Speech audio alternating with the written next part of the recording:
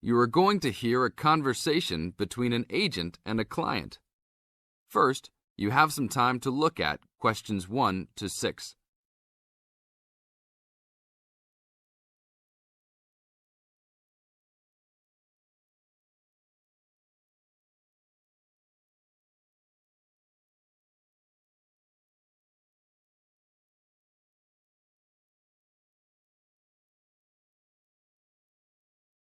Now listen to the tape and answer the questions. Hello? Hi, good morning. Are you open yet? Yes, we are. Come in. Would you like to rent an apartment in the city? Well, kind of. I'd rather rent one near the harbor if possible. Oh, okay. Do you like the water? Yes, I do, but I actually repair sailboats for a living, so I'd like to be close to work. That's understandable. We all want to live close to work. Well, I think I have something near there. How many rooms would you like? Just one. I'm alone. But I would like to have an extra room for my dog. So you'd like 2 rooms and an apartment that accepts animals. Here's one. It's 1 block up from the harbor and renting for $445. How's that? That's perfect. Just what I was hoping to pay. What floor is it on? Floor? Oh, it's on the 12th floor. That's too high. I'd like to be on the 1st or 2nd floor so that I don't have to use the elevator. My dog, he's scared of them. Oh, well then, that's a little more complicated. Let me make a few calls. Okay, I think I found a couple more for you. Here's one that might suit your needs. How much? $395 a month. That's cheap. But it's only a 1-bedroom, a large one, but it's still just 1 room. Oh, well, regardless of whether the room is small, I still need a separate room for my dog. What else do you have? Then I have a 2-bedroom for $565 on the 2nd floor that is a little further away from the harbor. How far? About a half mile, and they accept pets. That's a little more than I had planned on paying, but I guess I could look at it. What's the address? 224 Williams Avenue, Harbor Square. 224 Williams Avenue. Got it.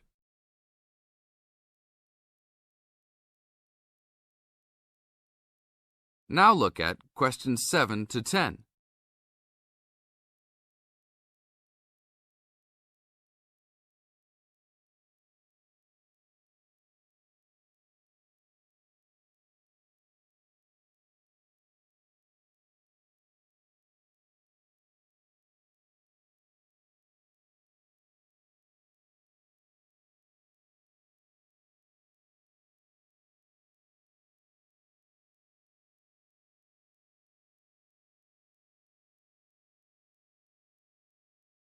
As the talk continues, answer questions 7 to 10. What else is included? Let's see, it has a washer and dryer, refrigerator and stove, a bed, dressers and shelves, and access to a swimming pool, game room, and gym. Ooh, I'll definitely take a look. Hi, how did you like it? It's great. I love the amenities, but the bed and furniture are awfully dirty. Can they replace those before I move in? Sure, that shouldn't be a problem. Anything else?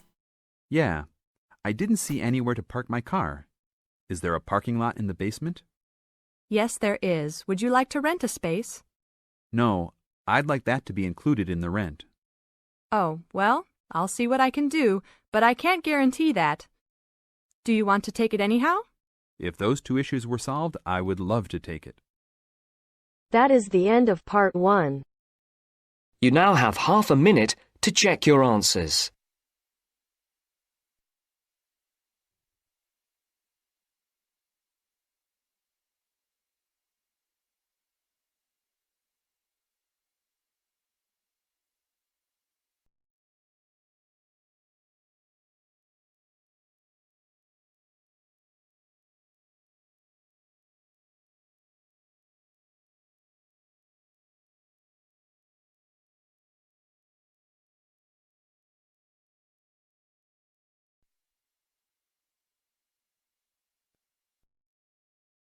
Now turns to Part 2.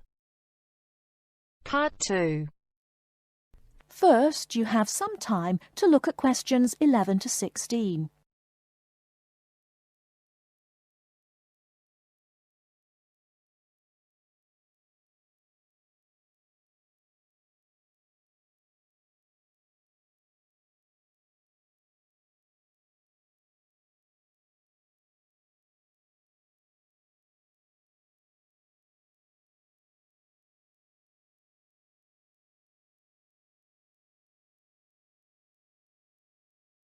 Now, listen carefully and answer questions 11 to 16. I'm here today with Helen Warner, who has been a vegetarian for many years and is going to talk a little about vegetarianism. Helen, the concept of vegetarianism seems to have interested a number of our listeners, who have sent in some questions. To begin, what made you want to become a vegetarian? Well, when I was 16, I had friends who were vegetarian and they introduced me to the idea. My parents were typical of their generation and ate meat at least 3 or 4 times a week, so I didn't really think about it too much until a few years later. It was while I was at university that I really thought about it and decided that it was unfair to eat meat when there are so many alternatives available. Is there anything you miss about not eating meat? No, not really. As I said, there are so many substitutes available these days, perhaps the most important of which comes from the soya bean. Soya is so versatile and is the staple substitute for most vegetarians. So what about the nutritional value of vegetarian food? Isn't it true that there are some vitamins that you can't get from soya or vegetables alone? Surely people need these vitamins. Yes, that's correct. But actually there is only one vital vitamin that is only present in meat. That's vitamin B12. Most vegetarians are aware of the implication of this and actually take B12 supplement in the form of tablets. Of course, the way you cook vegetables is also very important in preserving vitamins. Many countries, particularly the UK, have a reputation for overcooking vegetables. Water-soluble vitamins, where the vitamins are dissolved into the water, are often lost. Vitamin C is a common example. However, the loss of vitamins can be avoided by microwaving or steaming vegetables, which is what I do whenever I cook. Some people don't want to change their cooking habits too much, so if you do boil them, simply cut down on the cooking time. So a vegetarian diet is fairly healthy then? Oh yes. A lot of people believe that vegetarianism is unhealthy, but that's actually not the case.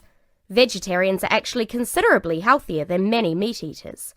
Consider for a minute the health aspects of the incredible amount of meat this country and others like it consume. The statistics for beef eating, for example, are quite frightening. The world figure for beef consumption is slightly less than 11 kilograms per person each year. Yet in Europe, the average consumption is nearly double that at 21 kilos per person. And in the USA, it is even worse, with the average person eating 44 kilograms of beef every year.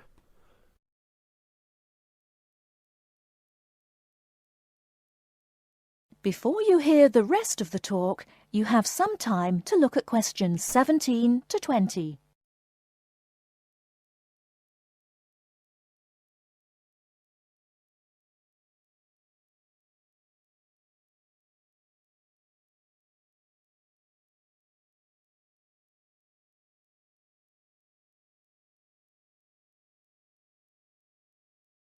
Now listen and answer questions 17 to 20.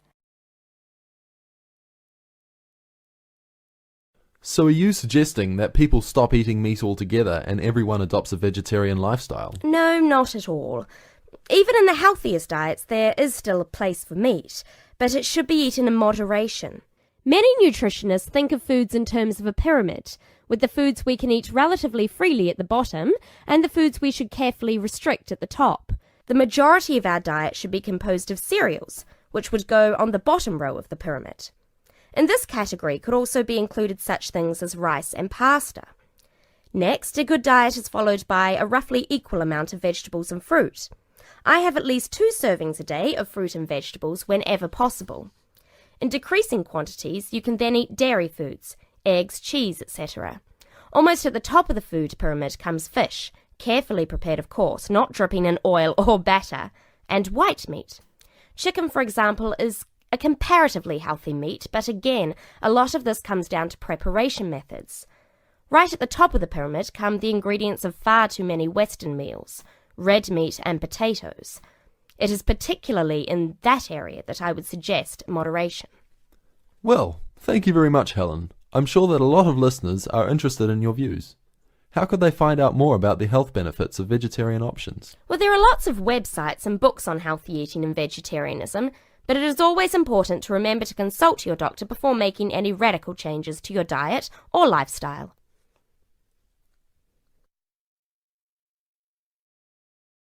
That is the end of part 2. You now have half a minute to check your answers.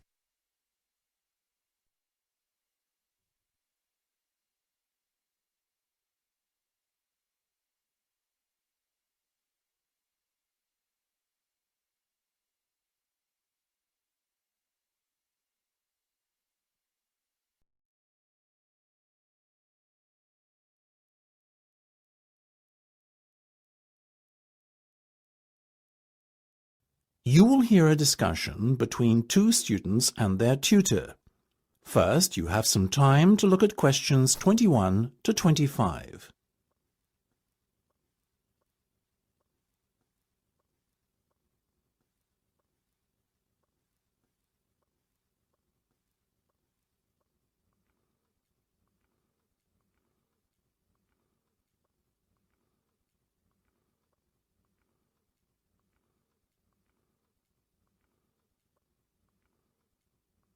Now listen carefully and answer questions 21 to 25. Okay, guys. First off, well done. That was a very good presentation yesterday. Now I'm just going to ask you questions about it before I give you my feedback. That okay? Sure. Of course. Right. Well, in that case, tell me, Niall, why did you choose to talk about Rafael Nadal? To tell you the truth, I didn't. I think I'd better let Sheena handle this one. Sheena? Yes, it was my decision to pick Nadal. Now, that might be a strange choice for a presentation entitled Someone Who Inspired Me to Study Psychology, but... Yes, but I was going to say, it does seem rather an odd choice.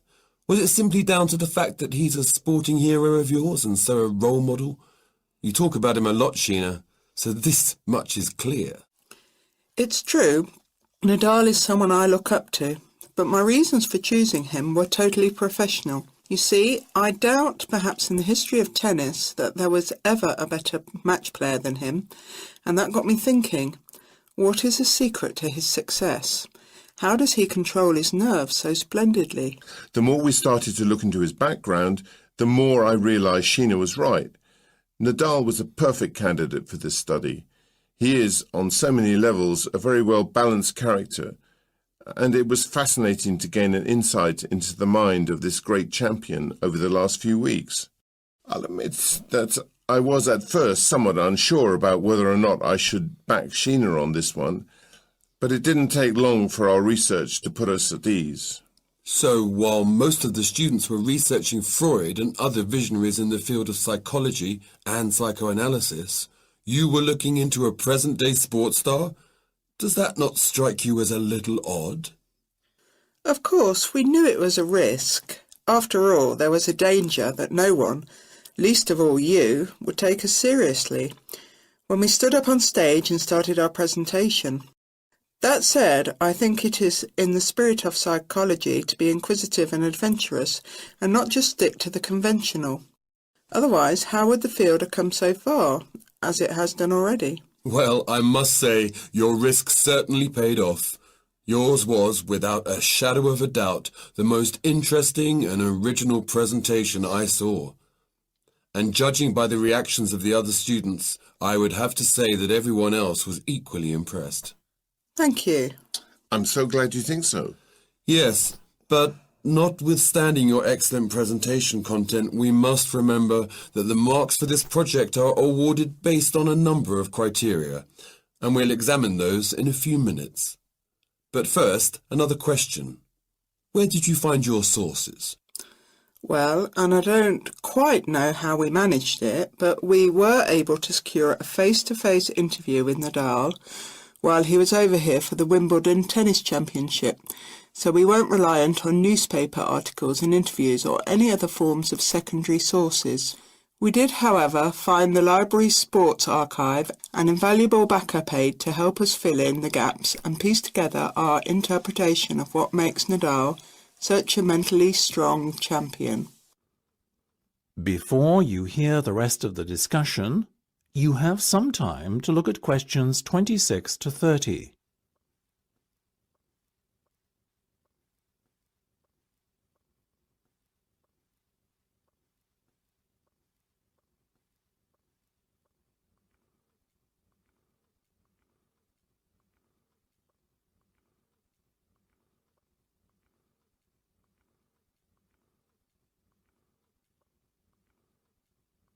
Now listen and answer questions 26 to 30.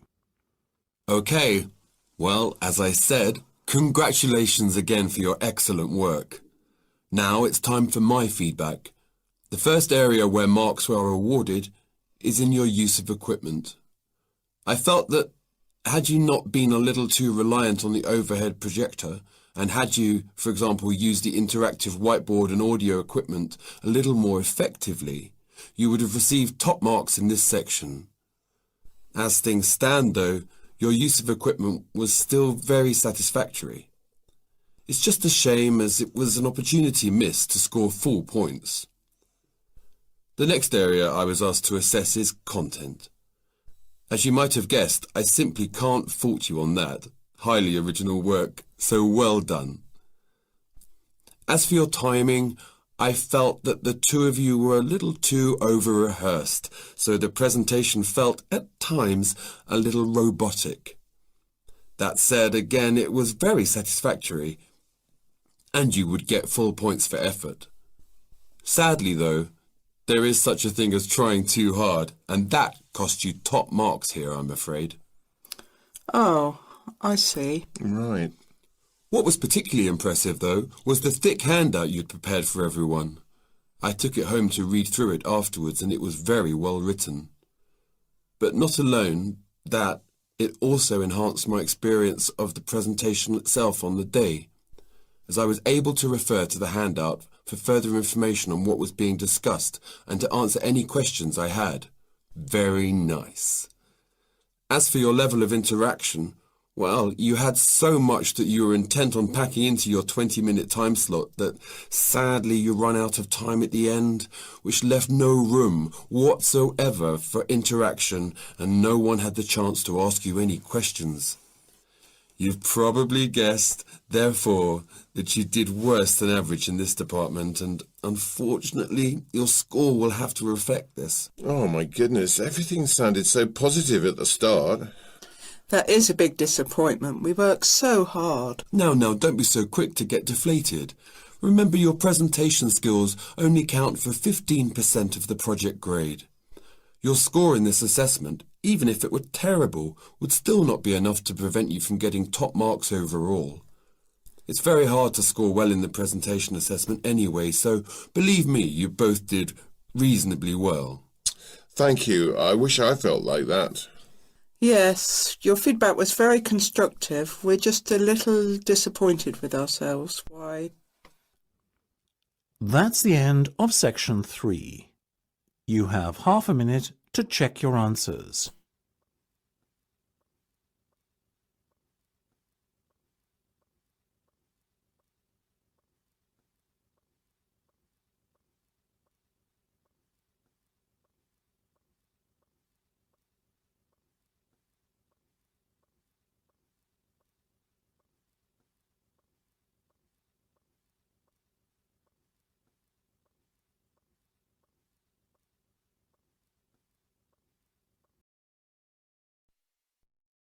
Now turns to Part 4.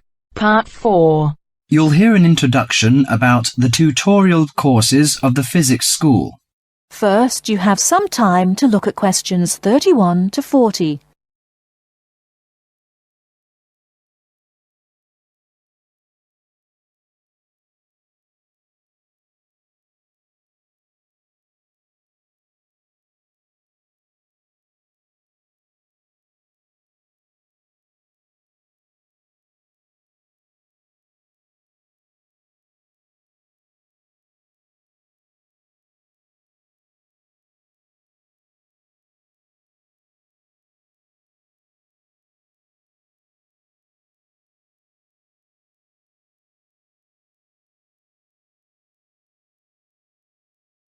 Now listen carefully and answer questions 31 to 40.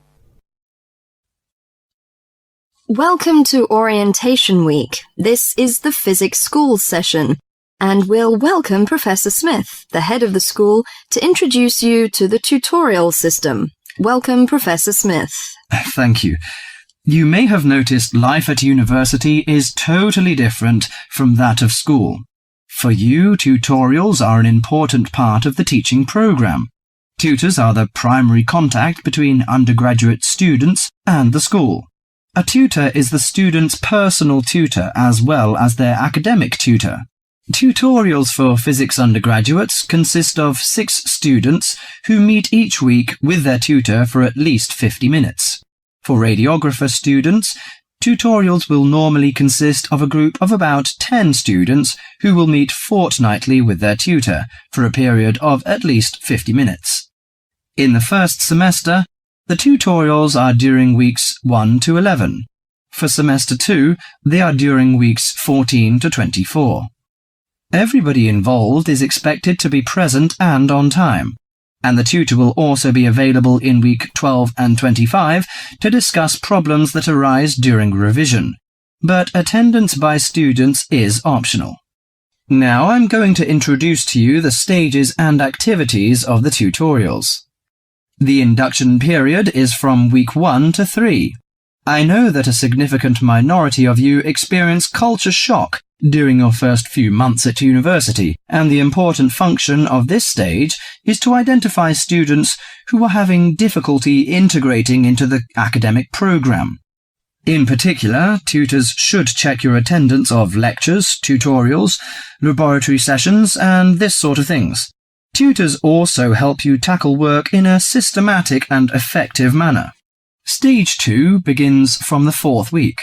Some tutorials of this period are to be devoted to discussion or going over the students' lecture notes, but approximately 50% of tutorial time is to be devoted to coursework. You should finish the weekly homework assignments of 2 hours duration with at least 50% involving written work. At least 8 homework assignments during the year should involve answering problems set on coursework. The written work collected by the tutor should be marked within a week of handing in, and generally the assignments should be graded. The 3rd stage starts from week 8 till the 10th.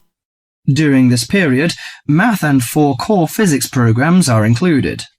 The majority of tutorial time should be devoted to work which supports the lecture programs and laboratory work. At least 60% of homework assignments should involve written work. The assignment may involve writing an account of or notes on a specified range of topics. The written work should also be marked and graded. Short oral presentations by students should be included. They are possibly on general physics topics or essays. The last week's personal development planning is a structured and supported process. The primary objective for PDP is to help you to become more independent and confident, self-directed learners, and encourage a positive attitude to learning throughout life. It is undertaken by yourselves to reflect upon their own learning, performance and achievement, and to plan for their personal, educational and career development. Finally, if without evidence of good reason you miss more than 2 sessions during a semester, or if the tutor is not satisfied with your progress, the matter must be immediately referred to the program director, who will normally issue formal warning, verbal and written. This will inform you that your place at university is under threat of withdrawal if no improvement is made. That is the end of part 4.